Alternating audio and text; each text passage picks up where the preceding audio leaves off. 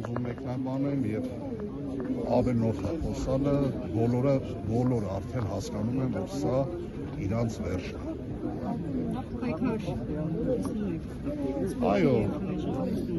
Այո, նայեք, իշխանության քայլերով դուրս է գալի, որ մենք ուզում են մեզ կտրեն Սփյուռքից նայել, որովհետև ցեղասպանության մազապուր ցեղած ժառանգները հիմի ներկայացին մեր Սփյուռքը բաղկացել է այդ մարդկանցից։ Հիմա կտրելով, մերժելով ցեղասպանությունը եւ այլն, տանում են մեզ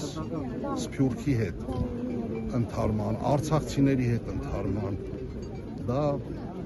ոչ մեկին ձեռնատու չի։ Ցեղասպանության զոհերի հիշատակը միայն ոգեկոչելը բավարար է, ինչ կոնկրետ գործողություններ պիտի լինեն, որտեղ մենք տեսնում ենք, որ այլևս իշխանությունների համար առաջնահերթություն չի ցեղասպանության հարցը օրակարգում, տեսնում ենք, որ ասում են պիտի հասկանանք, թե ինչպես ենք ընկալել ցեղասպանություն։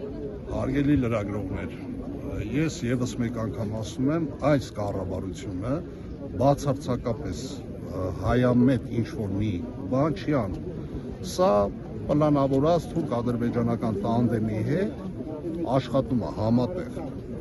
Դրա համար մեր մոտ միշտ առաջնայինը պետք է լինի ցեղասպանության ճանաչումը,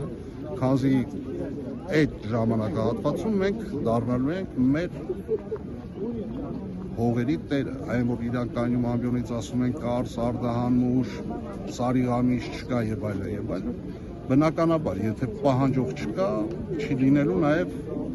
տվյալ օբյեկտը։ Շնորհակալ եմ։ Ես էլ եմ շնորհակալ։